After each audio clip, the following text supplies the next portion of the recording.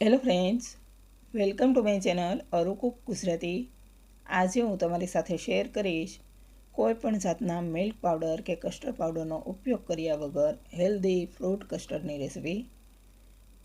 આ fruit custard તમે gas શરૂ કરવાની ઝંઝટ વગર એકદમ સરળતાથી બનાવી શકો છો. ગરમીમાં જો તમને કંઈ જ ખાવાની ઈચ્છા ન હોય તો માત્ર આ ફ્રૂટ કસ્ટર્ડ બનાવી અને એક બાઉલ ખાઈ લો તો તમારું પેટ પણ ભરાઈ જશે અને તમને ખાવાની પણ મજા આવશે. ઘરમાં જો કોઈ વ્યક્તિ બીમાર હોય તો તેમને પણ આ ફ્રૂટ કસ્ટર્ડ બનાવીને આપો તો તેમની હેલ્થ માટે પણ ખૂબ જ સારું છે. તો ચાલો બનાવી લઈએ. તો ફ્રૂટ કસ્ટર્ડ બનાવવા માટે બાઉલ લઈ લઈએ. હવે તેમાં એક મોટી ચમચી જેટલા મગજતરીના બીજ, 17-18 જેટલા કાજુ અને એક બાઉલ મખાણા નાખીશું. હવે બધું જ એકદમ સરસ ડૂબે તેટલું આપણે પાણી નાખીશું અને તેને ઢાંકી 15 મિનિટ માટે પલાળવા માટે મૂકી દઈએ. હવે મેં એક વાટકીમાં ગરમ દૂધ લીધું છે. હવે તેમાં કેસર નાખીશું અને તેને પણ પલાળવા માટે મૂકી દઈએ. હવે મેં થોડા ફ્રૂટ લીધા છે તે જોઈ લઈએ. તો એક સફરજન, એક દાડમ, 3 કેળા, 2 ચીકુ, થોડી લીલી દ્રાક્ષ અને થોડી કાળી દ્રાક્ષ. મેં આટલા ફ્રૂટ લીધેલા છે. તમારી પાસે જે ફ્રૂટ અવેલેબલ હોય કે તમને જે ફ્રૂટ ભાવતા હોય તે તમે લઈ શકો છો. હવે આ બધા જ ફ્રૂટ આપણે કટ કરી લઈએ. તો મેં બધા જ ફ્રૂટ કટ કરી લીધા છે. હવે 15 મિનિટ પછી મગજતરીના બીજ, કાજુ અને મખાણા પણ એકદમ સરસ પલળી ગયા છે.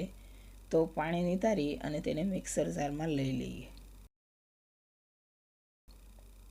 આપણે તેમાં પાણી બિલકુલ નથી નાખવાનું. બધું જ પાણી નિતારી મગજતરીના બીજ, કાજુ અને મખાણા મિક્સર જારમાં લઈ લઈએ. તો મેં બધું જ મિક્સર જારમાં લઈ લીધું છે. હવે તેમાં 1/4 કપ ગરમ કરી અને ઠંડુ કરેલું દૂધ નાખીશું. હવે 2 ચમચી સાકરનો પાવડર નાખીશું. તમારે જો સાકરની જગ્યાએ ખાંડ લેવી હોય તો પણ લઈ શકો છો. હવે તેને એકદમ સરસ પીસી લઈએ. તો મેં એકદમ સરસ પીસી લીધું છે. હવે તેમાં એક મોટો વાટકો ફરી દૂધ નાખીશું. આ દૂધ મેં ગરમ કરી ઠારી અને પછી ફ્રીજમાં ઠંડુ કરીને લીધેલું છે.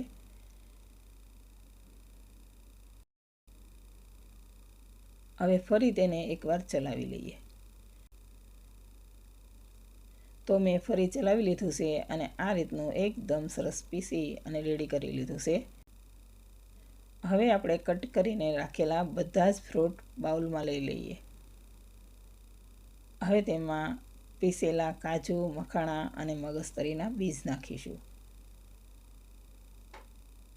હવે કેસરવાળું દૂધ પણ એકદમ સરસ પલળી ગયું છે અને તેનો કલર પણ એકદમ સરસ આવી ગયો છે. તો તે દૂધ પણ આપણે બાઉલમાં એડ કરીશું. હવે તેમાં 1 ચમચી જેટલો એલચી પાવડર નાખીશું અને બધું જ બરાબર મિક્સ કરી લઈએ. તો છે ને એકદમ સરળ. ગરમીમાં બિલકુલ ગેસ શરૂ કરવાની ઝંઝટ વગર આ ફ્રૂટ કસ્ટર્ડ એકદમ સરળતાથી તૈયાર થઈ જાય છે. બધાને ખૂબ જ પસંદ આવે છે અને ઘરમાં કોઈ બીમાર વ્યક્તિ હોય તો પણ તેમની હેલ્થ માટે ખૂબ જ સારું છે. તેમને જરૂર બનાવીને આપવા જેવું છે. તો મેં બધું જ એકદમ સરસ મિક્સ કરી લીધું છે અને આપણું એકદમ હેલ્ધી ફ્રૂટ કસ્ટર્ડ રેડી છે. તો તેને સર્વ કરી લઈએ. તો જોતાં જ ખાવાનું મન થઈ જાય અને એકદમ સરળતાથી તૈયાર થઈ જાય તેવું હેલ્ધી ફ્રૂટ કસ્ટર્ડ રેડી છે. પિસ્તાની કતરણથી તેને ગાર્નિશ કરીશું. તો ફ્રેન્ડ્સ, રેડી છે કોઈ પણ જાતના મિલ્ક પાવડર કે કસ્ટર્ડ પાવડરના ઉપયોગ વગર હેલ્ધી ફ્રૂટ કસ્ટર્ડ. બનાવવામાં એકદમ સરળ અને ટેસ્ટમાં ખૂબ જ સારું, બધાને પસંદ આવે તેવું અને બધા જ ખાઈ શકે તેવું.